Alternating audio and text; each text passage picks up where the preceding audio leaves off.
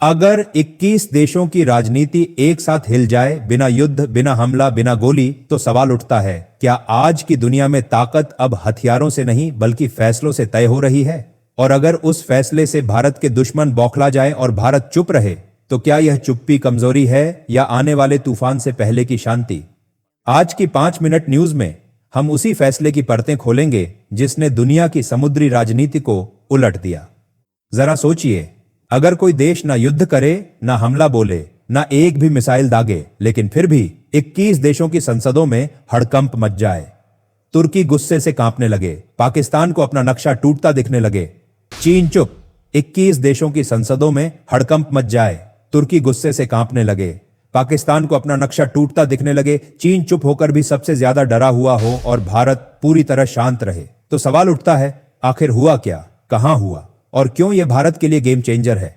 आज हम आपको बताएंगे उस एक फैसले की कहानी जिसने 21वीं सदी की समुद्री ताकत का संतुलन बदल दिया। 26 दिसंबर 2025, न कोई टैंक सीमा पर दिखा, न कोई फाइटर जेट आसमान में गरजा, न कोई बम गिरा, लेकिन उसी दिन दुनिया के नक्शे पर एक ऐसी अदृश्य लकीर खिंच गई जिसने दशकों की कूटनीति को बेकार कर दिया। इजराइल ने सोमालीलैंड को एक स्वतंत्र देश के रूप में मान्यता दे दी। बस एक लाइन का बयान, लेकिन असर भूकंप जैसा। अब जरा रुकिए, पहले समझते हैं सोमालीलैंड आखिर है क्या।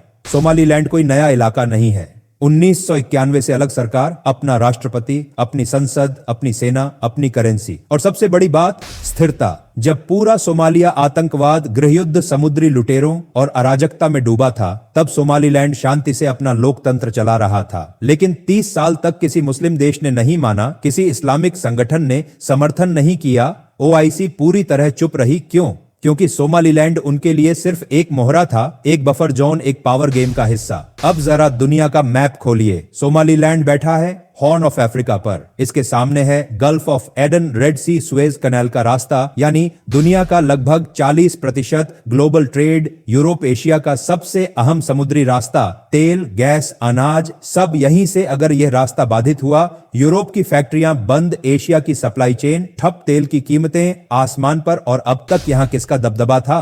तुर्की, पाकिस्तान, तुर्की के सहारे चीन। तुर्की ने सोमालिया में मिलिट्री बेस, ट्रेनिंग कैंप, अरबों डॉलर का निवेश। तुर्की का सपना था ऑटोमन प्रभाव को अफ्रीका तक फैलाना, पाकिस्तान का सपना। तुर्की के सहारे अरब सागर से रेड सी तक नौसेना प्रभाव, चीन का सपना। स्ट्रिंग ऑफ पर्ल्स, यानी भारत को चारों तरफ से घेरना। सबका टारगेट एक, भारत। अब सोचिए, जिस इलाके को तुर्की अपना बैकयार्ड मानता था, जिस पर पाकिस्तान नजर गड़ाए बैठा था, जहां चीन लॉन्ग टर्म गेम खेल रहा था, उसी इलाके में इजराइल ने सीधे कदम रख दिया। बिना गोली, बिना धमाका, बिना युद्ध, सिर्फ एक घोषणा और पूरी इस्लामिक दुनिया हिल गई। जैसे ही खबर आई, ओआईसी की इमरजेंसी मीटिंग, 21 देशों, कहा गया अंतरराष्ट्रीय कानून का उल्लंघन, क्षेत्रीय शांति को खतरा, फिलिस्तीन के खिलाफ साजिश। लेकिन सवाल उठता है, 1991 में उनकी आवाज कहां थी? 30 साल तक उनका समर्थन कहां था? सच ये है, इनका दर्द सोमालिया नहीं, इनका दर्द इजराइल की मौजूदगी है।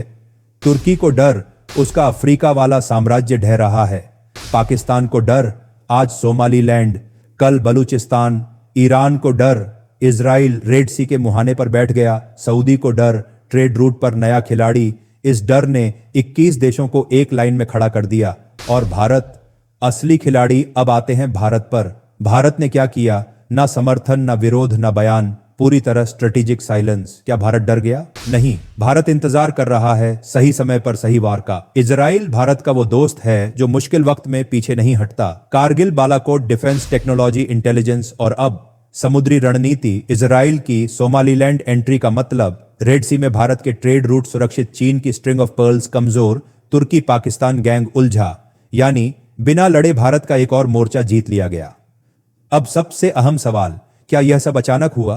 क्या इजराइल ने अकेले किया? जवाब नहीं, यह चाल कम से कम 10 साल से पक रही थी। इजराइल और सोमालीलैंड चुपचाप साथ काम कर रहे थे। साइबर सर्विलांस, ड्रोन टेक, समुद्री सुरक्षा, इंटेलिजेंस शेयरिंग। क्यों? क्योंकि रेड सी आज की दुनिया की नस है। अमेरिका और ट्रंप फैक्टर, जनवरी 2025 में डोनाल्ड ट्रंप की वापसी। ट्रंप का फॉर्मूला साफ, जो ताकतवर वही सही, जो काम का। वही दोस्त ईरान पर सख्ती, और अब सोमालीलैंड इजराइल ने वो काम किया जो अमेरिका सीधे नहीं करना चाहता था। चीन बाहर से शांत है लेकिन अंदर से सबसे घबराया हुआ। क्यों?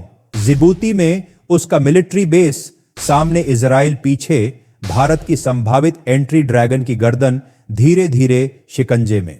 सोमालीलैंड का बरबेरा पोर्ट, गहरा समुद्री बंदरगाह, बड़े युद्धपोत संभव, एयर स्ट्रिप पास। अगर भारत को यहां सिर्फ लॉजिस्टिक एक्सेस भी मिला तो बिना बेस बनाए पूरा खेल पलट सकता है। कुछ पश्चिमी देश चुपचाप इंतजार में हैं, यूके, नीदरलैंड, चेक रिपब्लिक। कुछ अफ्रीकी राष्ट्र जैसे ही दूसरा देश मानेगा, डोमिनो इफेक्ट शुरू। भारत के सामने 3 रास्ते, एक खुली मान्यता, 2 सीमित साझेदारी, 3 वेट एंड वॉच। जानकार मानते हैं भारत दूसरा रास्ता चुनेगा।